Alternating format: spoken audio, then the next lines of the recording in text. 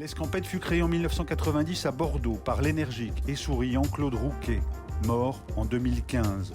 Cette belle maison d'édition continue aujourd'hui de vivre et de se réinventer à Montmorillon, sous-préfecture de la Vienne, connue pour ses macarons. À l'ouvrage, même énergie et même désir de grande littérature, Vincent Jacques et Sylviane Sambor. Plus de 300 titres au catalogue, 150 auteurs d'Europe et d'Amérique, avec escale au Maroc, et 2 collections à venir en sciences humaines et sociales. En attendant, le roman de combat de Cyril Leclerc, Le crépuscule des vainqueurs, contemporain en diable dans ses cibles, finances mondialisées, pouvoir et mépris, omnipotence du numérique, oubli de l'humain. Sylviane Sambor, vous êtes directrice ? Coordinatrice, voilà, déjà l'importance des mots.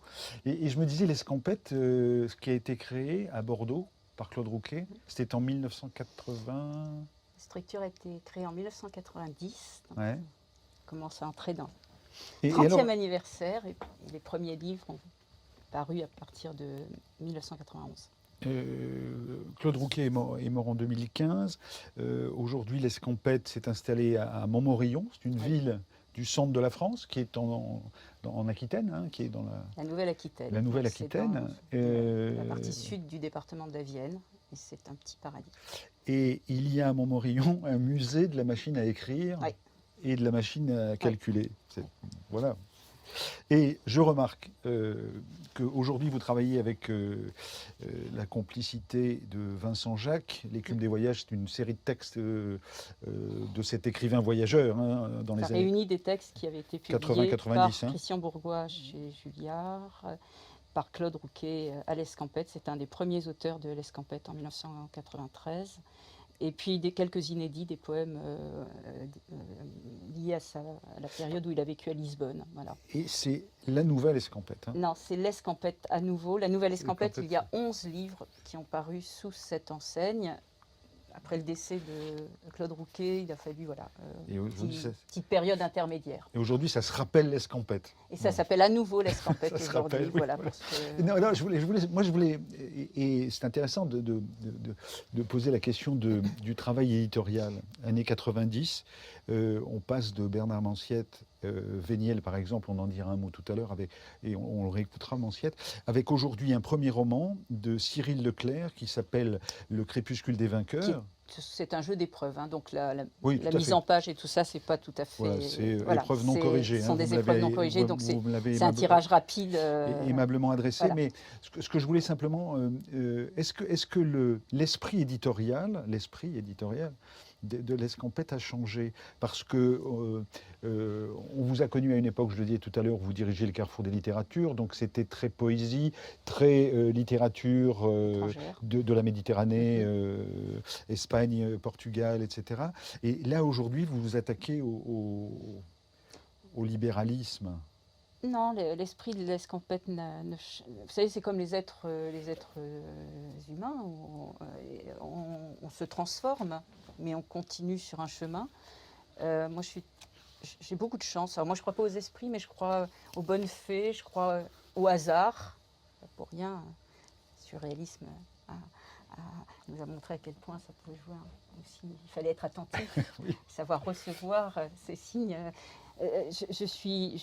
J'ai beaucoup de chance puisque après le décès de l'éditeur, créateur de la maison et animateur de l'Escampette jusqu'en 2015, j'ai retrouvé l'un des auteurs qu'il avait publié, donc Vincent Jacques, et nous écrivons donc ensemble maintenant ce nouveau chapitre de l'histoire de la maison d'édition. Et Vincent Jacques est un grand lecteur, comme l'était Claude. Claude Rouquet. Claude Rouquet, voilà. Est à la fois à une sensibilité de lecteur qui est proche de celle de l'ancien éditeur, mais c'est aussi un autre lecteur, bien évidemment. Et donc, il va amener aussi d'autres couleurs, le roman également, qui va être beaucoup plus présent dans les publications de la maison d'édition. Et ce premier roman de Cyril Leclerc est un bel exemple. Mais c'est d'abord de la littérature, d'abord une écriture. On est bien d'accord, non, voilà.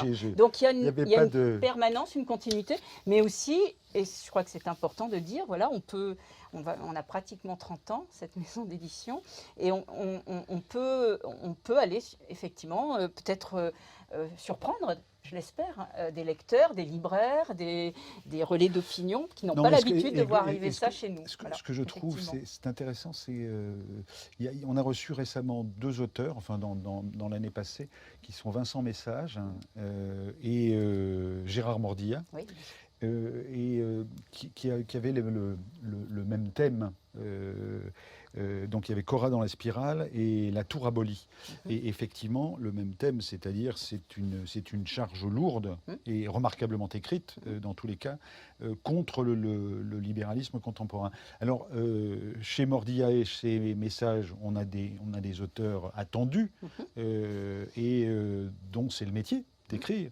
Alors que là, pour le coup, Non. c'est un cadre de multinationale qui en est à son premier roman. C'est son premier roman. Et je crois que c'est assez on lui souhaite remarquable. d'être un écrivain qui serait sans patron, parce que Casimir n'avait rien d'un monstre gentil, et son bureau à moquette rouge pompier était loin d'être le paradis. Dénué de poids, il était en revanche obèse et orange, comme dans L'île aux enfants, émission télévisée qui enchanta la génération X. Il adorait maltraiter les assistantes, reluquer le cul des filles en marmonnant des commentaires dégueulasses, toiser les employés du bas de l'échelle, humilier les cadres à potentiel en public, tripoter avec condescendance l'épaule de ses collaborateurs les plus dévoués, traiter de connards tous ceux qui n'étaient pas lui.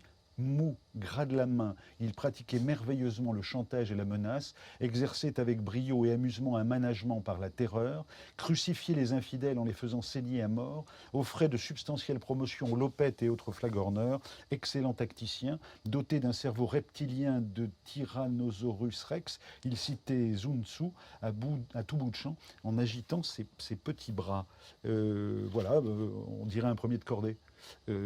Casimir en premier de cordée. Quoique, c'est intéressant parce que la charge de ce livre est quand même extrêmement bien troussée. Oui. Réserve faite des corrections Oui, parce apportées il y avait encore des coquilles dans cette version-là. Mais on les a chassées. Mais ce que je trouve fort dans ce texte, indépendamment de ses qualités littéraires, parce que c'est aussi d'abord ça qu'on retient à l'Escampette, et on va continuer à retenir, tant en poésie que dans la prose. Ce qui est intéressant, c'est que c'est pas un lanceur d'alerte, Cyril Leclerc. C'est pas un roman à thèse ou à message. Et oui, mais ça vient, il décrit. Oui, non, Il décrit, il est à l'intérieur, lui-même le dit, il travaille dans. Et ça fait maintenant 20 ans qu'il est dans le monde des multinationales, de la finance, il décrit de l'intérieur, et je trouve finalement encore plus fort il y a un humour ravageur qui traverse le livre, et la simple description, c'est pas manichéen. Il montre aussi des gens qui sont broyés à l'intérieur. Il montre comme la force Vincent du Message système. pour le coup. Voilà. Oui, et je trouve que c'est plus fort que si c'était un roman à thèse. Et excusez-moi, mais je mets évidemment le mot entre guillemets et passez-moi la provoque, mais c'est très couillu par rapport à la situation qui est la sienne. Oui, bien sûr.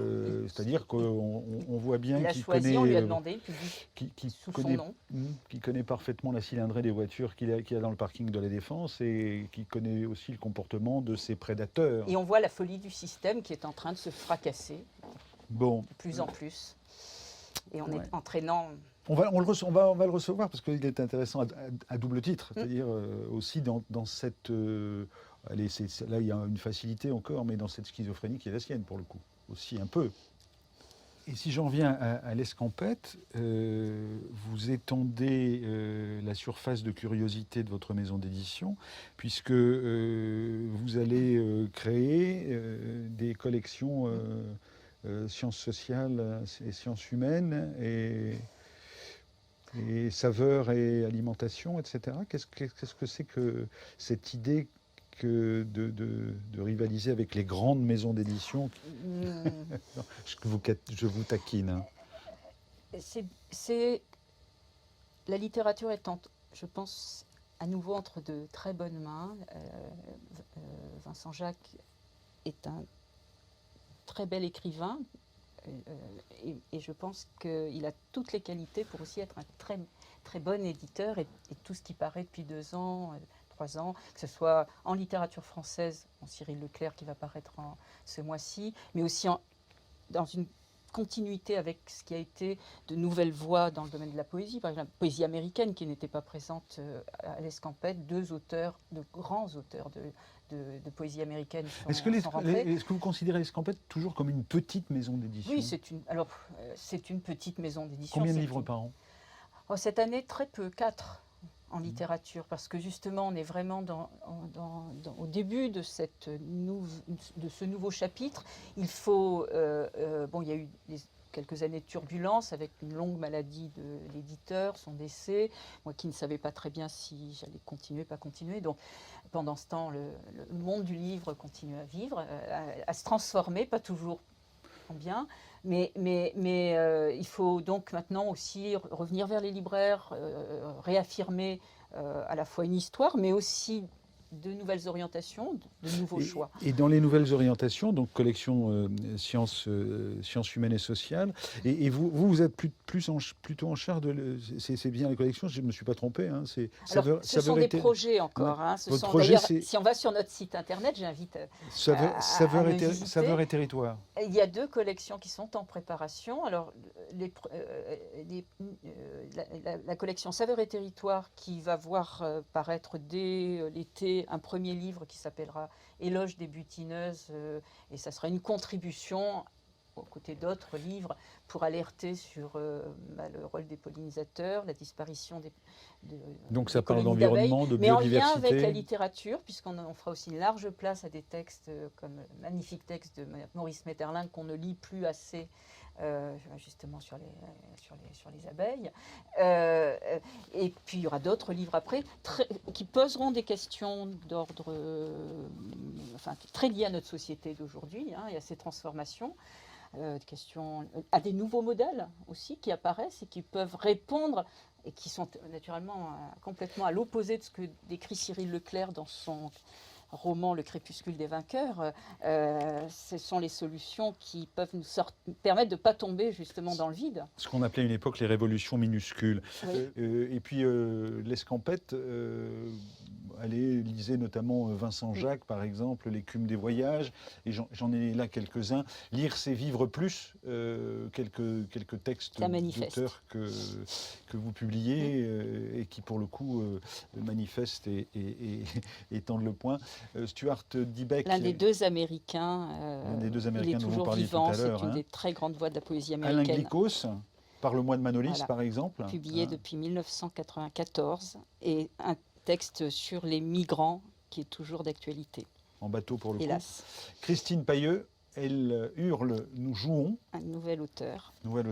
Marc Pélaqueur, L'ombre des hommes. Quelques conseils de lecture. Voilà.